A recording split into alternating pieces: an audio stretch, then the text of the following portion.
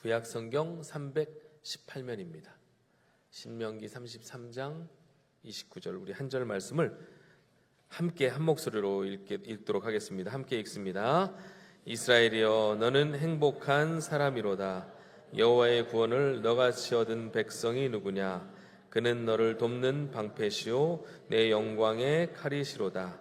내 대적이 내게 복종하리니 내가 그들의 높은 곳을 밟으리로다. 아멘. 이 시간 우리 행복한 사람이라는 제목으로 잠시 말씀 나누도록 하겠습니다. 여러분 행복하십니까? 네. 앞에서 우리 윤영준 집사님의 귀한 나눔이 있었고 특별한 우리 초대 손님인 홀리원의 찬양이 있었습니다. 이분들의 공통점은 바로 행복한 사람들의 이야기였다라고 할 수가 있겠습니다. 행복한 사람들은 저마다의 다 이유가 있습니다. 아마도 근거와 이유 없이 행복한 사람들은 없을 텐데 혹 그런 분들이 있다면 우리는 그런 분들을 전문용어로 미쳤다라고 합니다. 근거와 이유 없이 행복한 것은 행복이 아니라는 것입니다. 다시 한번 여러분에게 여쭤보겠습니다. 여러분 행복하십니까? 네, 좋습니다. 그러면 한 번 더 여쭤볼게요. 왜 행복하십니까? 네, 그냥 즐거우니까? 네, 감사하니까 그렇습니다. 다양한 저마다의 행복의 이유가 있을 텐데요. 한번 여러분 생각해 보십시오. 나는 과연 행복한 사람인가? 내가 행복하다면 나는 어떤 이유로 행복할까? 한번 바쁜 생활 중에 이런 생각들을 잘 안 해보셨을 텐데 오늘 한번 그런 생각을 해보는 시간이 되었으면 좋겠습니다. 동서고금 남녀노소를 막론하고 이 행복이라는 주제는 인류가 시작된 이래로 계속해서 모든 사람들의 관심사였습니다.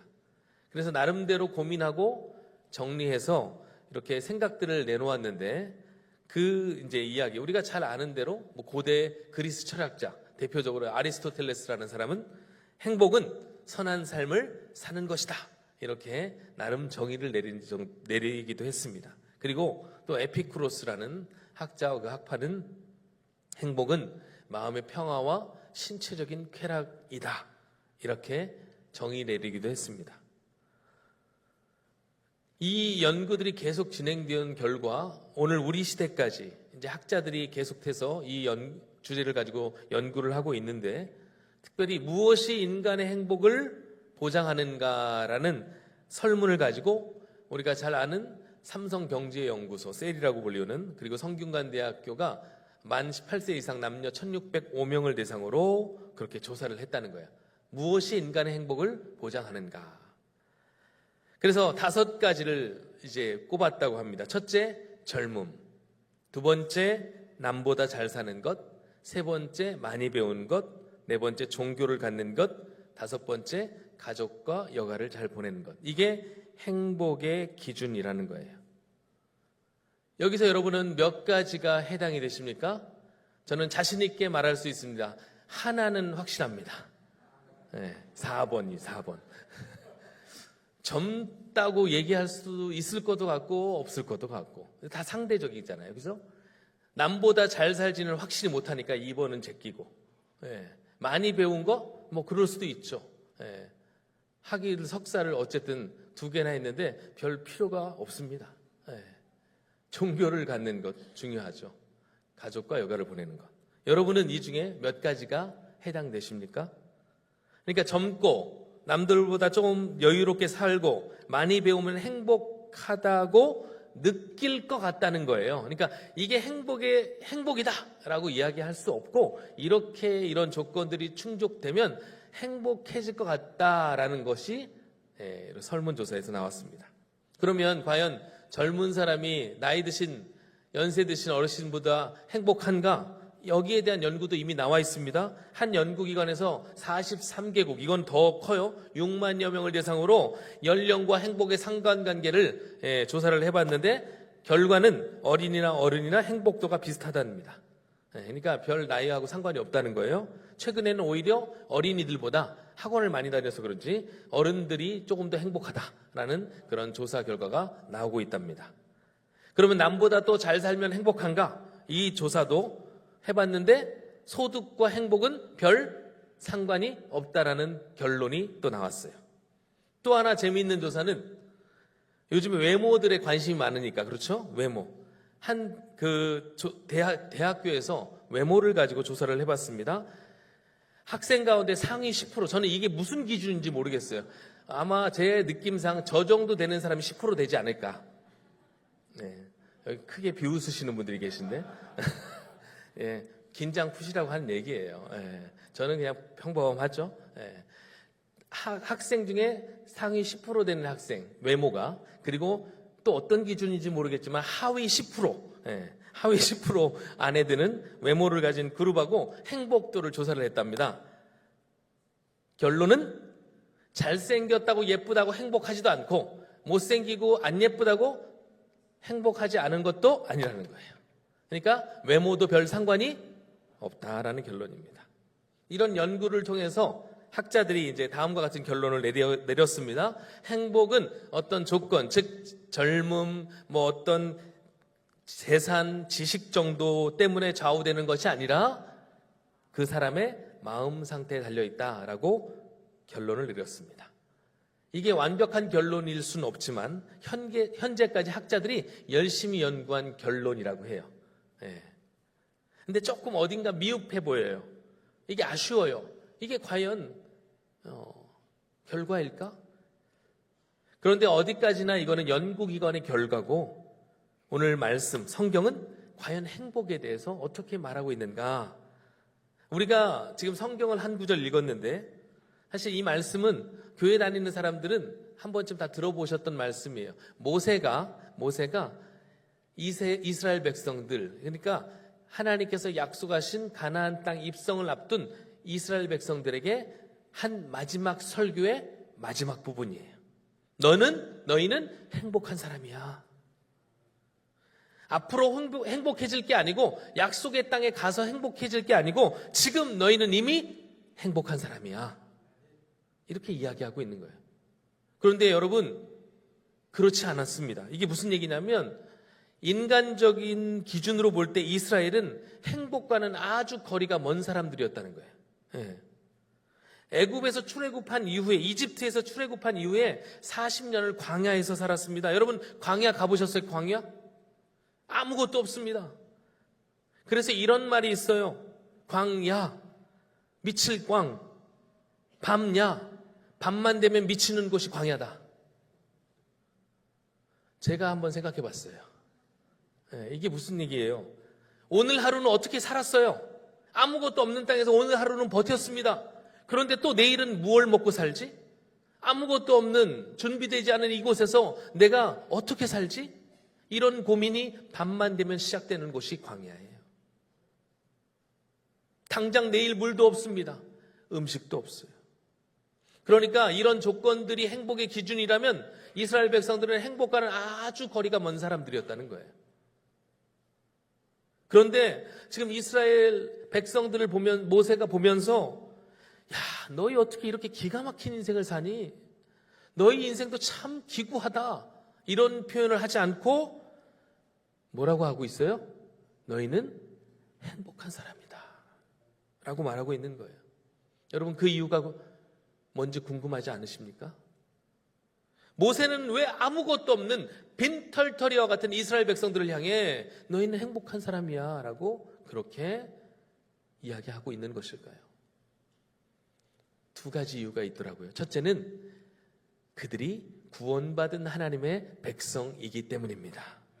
29절 말씀을 한번 보시면 이스라엘이여 너는 행복한 사람이로다. 여호와의 구원을 너같이 얻은 백성이 누구냐 이렇게 이야기해요. 그러니까 지금 이스라엘이 행복한 이유는 너희들이 다른 나라보다 잘 살아서도 강력한 군대를 가지고 있었어도 좋은 어떤 경제 시스템을 가지고 있어서도 아니고 하나님의 구원받은 백성이기 때문에 너희가 행복한 사람들이다 라고 그렇게 이야기하는 거예요. 이스라엘은 애굽에서 430년을 종노릇했습니다. 우리나라가 일제강점기 35년 내 그 10배 이상을 종살이했던 민족이에요. 그런 그들을, 아무것도 없는 그들을 가능성 없어 보이던 그들을 하나님은 구원해 주셨습니다. 이것을 은혜라고 하는 거예요. 은혜는 받을 자격이 없는 자가 받은 선물이 은혜입니다. 이스라엘이 하나님께 받은 선물이 바로 이 구원이라는 선물이에요. 오늘 이곳에 오신 우리도 마찬가지예요. 우리 인생은 누구나 다 예외 없이 죽음을 맞이합니다. 왜 죽음이 우리에게 찾아왔는가? 성경은 그에 대해 정확히 이야기합니다. 노화 현상 이런 거 아니고 우리의 인생에 딱 그렇게 수완이 정해졌기 때문에 맞습니다. 그것도 일견 맞지만 죄의 결과라고 이야기하는 거예요. 그러니까 모든 사람은 다 죽는다. 그 얘기는 바꿔 말하면 어떤 얘기냐면 모든 사람은 죄인이라는 얘기예요. 나 죄 없는데? 나 죄 안 졌는데? 아니요. 죽는다면 죄인이라는 거예요. 여기서 안 죽는다고 자부할 수 있는 분만 의인입니다. 그런 사람이 없죠. 그런데 이 영원히 죽어야 될 우리를 하나님은 생명을 주시고 구원해 주신 거예요. 이스라엘 백성들을 영원히 종로로 타던 그들을 영원한 자유민으로 구원해 주신 것처럼 우리를 사망에서 생명으로 옮겨주신 분이 바로 우리 하나님이십니다. 이것이 바로 은혜이고 선물이라는 거예요. 이스라엘에게는 모세를 보내셔서 그 모세를 통하여 홍해를 건너게 하시고 약속의 땅으로 인도하셨지만 오늘 우리에게는 누가 계십니까? 바로 예수님이 계시는 거예요. 예수님을 우리에게 보내주셔서 영접하는 자 곧 그 이름을 믿는 자들에게는 하나님의 자녀가 되는 권세를 주셨다, 특권을 주셨다고 약속하십니다. 예수님을 나의 구원자, 나의 주님으로 믿는 사람은 그 구원을 선물로 받게 된다는 거예요. 바로 그런 사람들이 행복한 사람이다 라고 이야기하고 있는 것입니다. 여러분 오늘 잘 오셨어요. 교회는 이런 행복을 소개하는 곳입니다. 바로 예수님을 만날 수 있는 기회이기 때문에 그렇습니다. 두 번째 하나가 더 있는데 모세가 이스라엘 백성들을 행복한 사람이라고 이야기한 것은 날마다 하나님의 도움을 받으며 살아갈 수 있기 때문에 그래요. 29절 말씀해 보니까 이스라엘이여 너는 행복한 사람이로다 라고 하고 여호와의 구원을 너같이 얻은 백성이 누구냐 라고 한 다음에 그 다음에 덧붙여진 말씀이 뭐냐면 그는 너를 돕는 방패시오 내 영광의 가리시로다 라고 말씀합니다. 여기에 우리의 행복의 이유가 하나가 더 있는 거예요. 하나님은 우리의 구원자 되십니다. 또한 우리를 창조하신 창조주 하나님이세요. 여러분 창조주란 말은 어려운 말이 아니에요. 우리의 모든 걸 다 알고 계시는 분이라는 거예요. 나의 생각, 나의 아픔, 나의 필요들. 이스라엘 백성들이 아무것도 없는 광야 땅에서 버틸 수 있는 조건은 단 하나였습니다. 40년간을 버틸 수 있었던 유일한 이유, 하나님이 그들과 함께 하셨기 때문에. 물이 없어 물을 달라 하면 반석에서 하나님은 물을 내셨고요. 고기를 먹고 싶다 할 때 하나님께 고기를 구했더니 메추라기 떼를 보내주셨습니다. 그렇게 살아가는 모든 날 동안 내 의복이 발이 부르트지 않도록 너를 하나님께서 인도하셨다라고 성경은 이야기해요. 요즘처럼 내비게이션이 있는 것도 아닙니다. 어디로 가야 할지 모르는 이스라엘 백성들을 하나님께서는 그렇게 낮에는 구름 기둥, 밤에는 불 기둥으로 인도하셨어요. 아까 홀리원 우리 리더가 이런 이야기를 했습니다. 사람은 누군가의 도움 가운데 살아간다고. 맞습니다. 갓 태어난 아이들을 생각해 보세요. 짐승들은요, 태어나자마자 자기 살 길을 찾아 떠나는 짐승들도 있습니다. 그런데 사람은 절대 그럴 수가 없어요. 아이를 낳으면 모든 것을 부모님이, 특히 어머니가 도와줘야 됩니다. 자기 혼자 밥을 먹는 경우도 없습니다. 모유를 주던 분유를 주던 먹을 것을 주어야 합니다. 기저귀도 갈아줘야 합니다. 옷도 입혀줘야 됩니다. 사람은 태어나서 자기 스스로 할 수 있는 게 아무것도 없어요. 그런데 아이만 도움이 필요한 존재인가? 아니요. 청소년기도 도움이 필요합니다. 청년들도 도움이 필요합니다. 청소년기에 특히 부모의 도움을 받지 못한 우리 아이들을 보면 나중에 커서 이 관계 문제를 많이 일으켜요. 그러니까 그 상처가 깊다는 거예요. 청년 때에도 마찬가지입니다. 결혼하면 그러면 잘 독립하는가? 아니요. 결혼해서도 저도 부모님의 도움을 받았습니다. 요즘은 부모의 도움을 계속 받아요. 사람은 누군가를 도와주기도 하지만 대체로 도움을 받고 살아갑니다. 그런데 사람의 도움만으로는 결코 우리가 안전할 수도 행복할 수도 없습니다. 왜냐하면 영원히 도와줄 수 있지 못하기 때문에 그래요. 엄마가 자녀를 영원히 도와줄 수 없습니다. 남편이 아내를, 아내가 남편을 영원히 도와줄 수 없어요.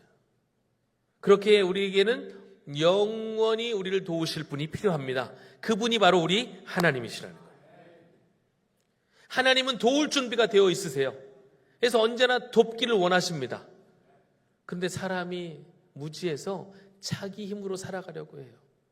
갓난 아이들이, 어린아이들이 부모가 도와주려고 이미 준비하고 있는데 나 혼자 살아가겠습니다라고 하면 부모가 가슴이 아픈 거예요. 왜냐하면 실패할 확률이 높기 때문에, 혼자 잘 살 수 없기 때문에. 그래서 다윗이라는 사람은 이렇게 고백했어요. 여호와는 나의 힘과 나의 방패이시니 내 마음이 그를 의지하여 도움을 얻었도다. 한 나라의 왕도 늘 도움을 얻고 살아갔대요. 하나님은 우리의 피난처시요 힘이시니 환난 중에 만날 큰 도움이시라. 여러분, 이 성경에서 제일 많이 말하고 있는 게 뭔지 아세요? 하나님이 우리를 도와주시겠다는 얘기예요. 함께 해주시겠다는 얘기예요. 그렇습니다. 이스라엘이 행복한 사람이라고 하는 것은 지금 무언가를 많이 가지고 있어서도 아니고 그들이 가능성 있는 존재라서도 아니고 하나님이 함께 하시기 때문에 그들을 행복한 사람이라고 이야기하고 있는 것입니다. 바로 그 사실을 광야에서 경험했던 모세는 자신의 인생을 마무리하면서 지금 이 세대들, 다음 세대들에게 이렇게 이야기하는 거예요. 진정 행복한 삶은 바로 하나님이시다. 하나님이 너에게 구원을 주셨고 너와 함께 하실 것이다. 이것이 우리의 행복의 조건이요 이유다 라고 말씀하십니다. 오늘 이 시간 그 행복의 조건을 받아 누리시는 우리 모든 성도님들 되시기를 바랍니다. 또 오늘 이 초청할 때 여러분 다시 한번 마음의 결단과 다짐을 하셔서 내 인생 나 혼자 사는 게 아니고 우리 하나님과 함께 살겠습니다 라고 고백하고 다짐할 수 있는 시간 되었으면 좋겠습니다. 기도하겠습니다. 하나님 아버지, 오늘 행복한 삶을 위해 가장 필요한 것이 무엇인지를 알게 하시니 감사합니다. 돈, 명예, 권력 같은 세상의 유한한 것들은 결코 우리를 행복하게 해줄 수 없다는 사실을 우리는 너무나 잘 알고 있습니다. 곧 사라져버릴 유한한 것들의 마음을 빼앗기지 않게 하시고 영원한 것에 마음을 두고 살아가게 하옵소서. 우리와 함께 하시는 우리 구주 예수님의 이름으로 기도하옵나이다. 아멘.